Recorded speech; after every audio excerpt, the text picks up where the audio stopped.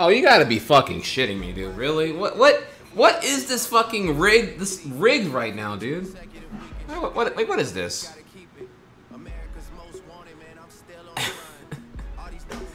Like, y'all are some fucking shitters, man.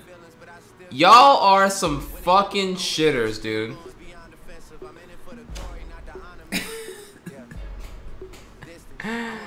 Oh my god, dude. Alright, so I'm just gonna start with the top 10, because that's the one I have more material prepared for today. Top 10 best E3 moments of all time.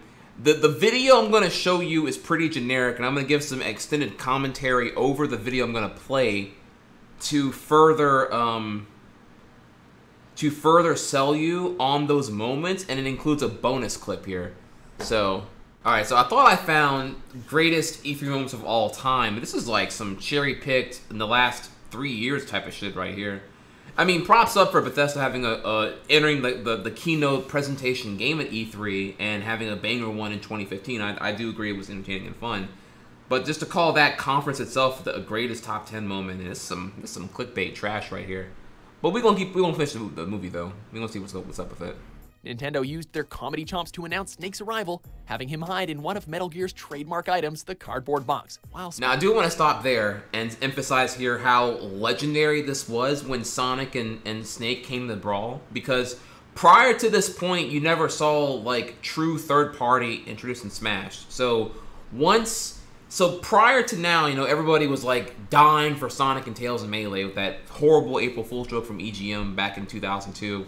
But like, man, when it actually happened here, it was the first time ever all the Smash fans could have their mind blown and expand into third-party possibility. Like that, you could never have this happen again. Even though it happened with Cloud, and you've had you pretty much can't be surprised anymore because you literally got Cloud, you literally got Mega Man, you literally got Ryu, you literally got Pac-Man. You got every dream character you could pretty much want at this point, except there's maybe a more balanced roster in Smash 4 where you don't have like sword-wielding everyone's from Fire Emblem all over the place. Maybe a little too many of those, to be honest. But that regardless, though, in 06, when Snake and Sonic happened, everyone lost their fucking mind. I'll emphasize that here again. In fact, I would tell you to go back and rewatch this original, the first Brawl reveal trail that shows off Snake and well, at least Snake in the original four cores here with updated Mario, Kirby, I forget the Alpha 2 or whatever, Pikachu, I think Samus, or maybe it was Link. It was Link. Yeah, it was Mario, Pikachu, Link, Kirby, updated graphics, and then Snake as well. Insane, insane. So. And this is irrelevant to Brawl's mechanics, but just the fact that this surprise happening, if you were alive in 06, bro, this was insane. It was made even more surprising by coming in Sony's conference, the same company that designed the console that Newell had previously called a total disaster. By saying that Portal 2 would be best played on the PS3, he had pulled a complete 180 that was perhaps due to threats from the VP of Sharpening Things, Kevin Butler. So I'd really like to thank everyone at Sony for their gracious hospitality and for not repeatedly punching me in the face. Number 4, Nintendo 3DS reveal, E3 2010.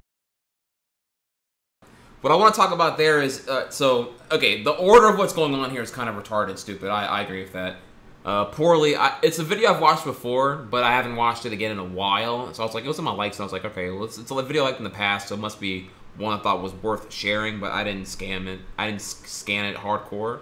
Prior to going live, I was already late. You know, it was already an hour late. But the Gabe Newell thing is so legendary because, like, you see him walk on stage, and it's like, you can tell he just got done getting a quadruple burger at Five Guys, like, right prior to getting on stage, and he's just like, I don't know, it's like, I don't know, I don't see Gabe that often in public appearance or even do, like, video interviews, but, like, he looks just magical right there. I love it. But don't worry, I want to expand upon that Gabe Newell moment when he revealed Portal 2 coming to PS3 in a minute here. Let's continue going for now, though. I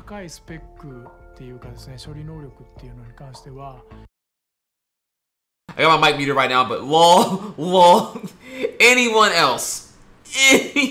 Oh, don't you love watching old videos and you come back to them and you're like, oh, look at this guy.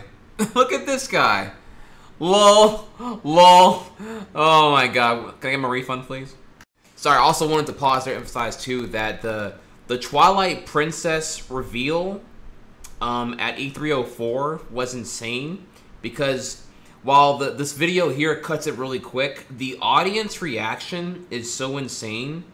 People lost hope, man. They wanted Zelda to be realistic. They wanted a gritty adult Zelda finally.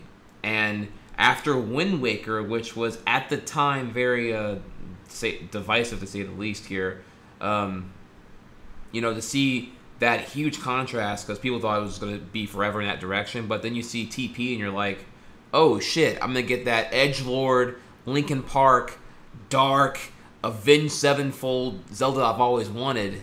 Everyone lost their fucking mind. So I also want to attack that, though. So I want to talk more about that through the video as well. Let's keep going now, though. Oh, I agree. Wind Waker was fantastic. Thank you. And goodbye. All right, so totally can agree that that list sucked and missed a lot of shit. And that was almost an irrelevant list because it was such a stupid fucking thing. Like, oh my god. Terrible fucking list. 100% here. But you don't have to worry. You don't have to worry. It's not like I didn't have everything already prepared here. Let me see, where we at? Yeah, so I want you to see here in real time, I already had these tabs prepared here for you. Of course, I thought it was in the countdown. I must have thought of a different video, honestly. I thought that video had a countdown to reveal when Melee first got revealed in 2001. I thought that was in that countdown. It wasn't. But I had that video for you here, ready to go. I also have here another epic one. There's some great reactions involving when the triumphs of E3, like this black guy here, I'm sure you've seen this video before, the iconic one where he cries over KH3 and FF15 being revealed, you know, FF versus 13 becoming FF15, KH3 right afterwards, the 1-2 swing of fanboy tears and all the other shit. So this is a great reaction here I can show you, but I know you guys want to know what you want to see, one of the best ones of all time, and that is certainly the one wherever Gabe walks on stage to reveal that Portal 2 is coming to the Sony PS4 or PS3. I'm sorry. I know you want to see that, so I have that too here. Let's start first with the funniest one, and then we'll get to the most epic one. So let's start with the Gaben one. So important context here back here is the fact that Gabe publicly said that the PS3 was terrible because of, I forget here, if it was something about how the motherboard hangs upside down and just like it's a retarded console for some reason.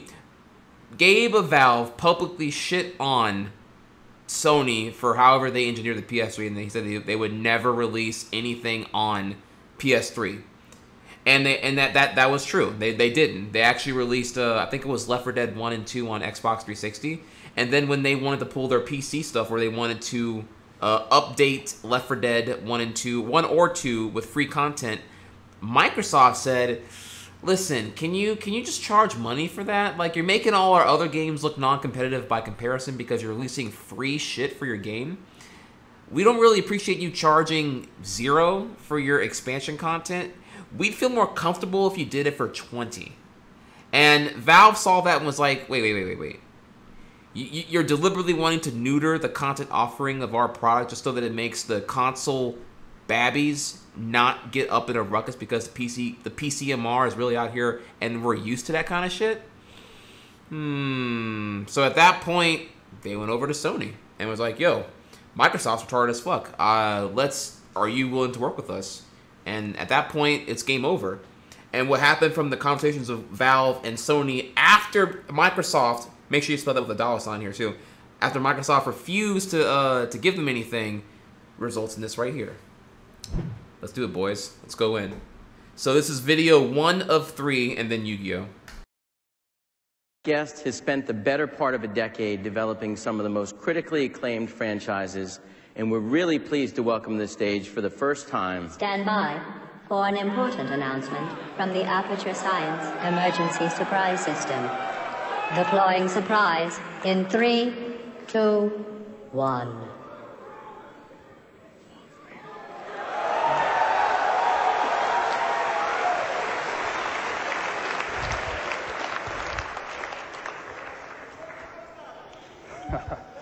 Hi, my name is Gabe Newell, and I work at Valve. Now, I've been pretty outspoken in my comments about the current generation of game consoles. So I'd really like to thank everyone at Sony for their gracious hospitality and for not repeatedly punching me in the face. If I seem a little nervous, it's because Kevin Butler was introduced to me backstage as the VP of sharpening things. As an industry, we're going through a transition from entertainment as a product to entertainment as a service. And because of that, the needs of game players and game developers are evolving.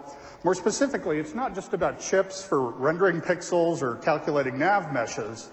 It's about giving gamers a complete, social, connected experience. By adopting an open approach to these challenges, the PlayStation 3 is going to excel in this area. So, I'm very pleased to announce that we'll be bringing Portal 2 to the PlayStation 3.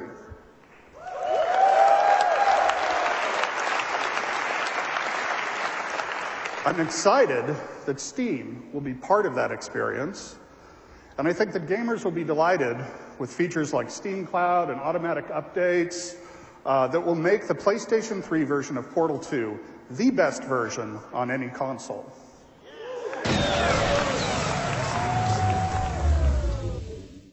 Right, and then from there on, it's placed the Portal 2 trailer back in 2010. But yeah, no, that point, that was it. It was like, yeah, you know what? Fuck Microsoft.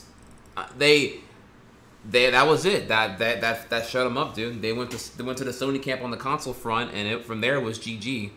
And you have to love. I gotta take a second here, just go over the body language here. You gotta love Gabe. Gabe's all like, man, I just want to eat a cheeseburger right now. This fucking, you know, he's wearing the untucked polo, like he didn't overdress at all. It's adorable.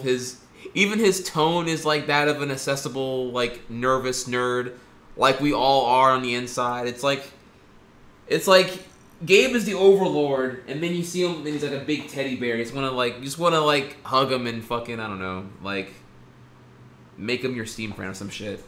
I don't know. It's adorable, and especially in E3 where there's so much calculation with the presentation. It's all pristine and nothing feels human or relatable.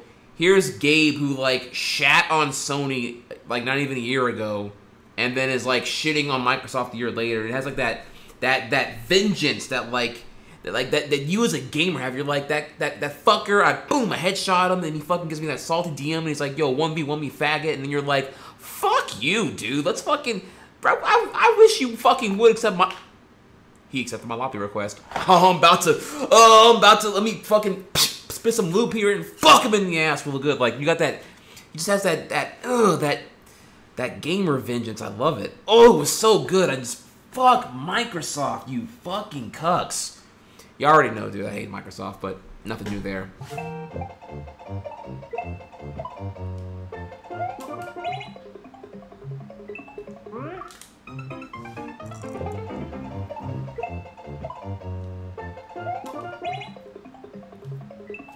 Fuck you,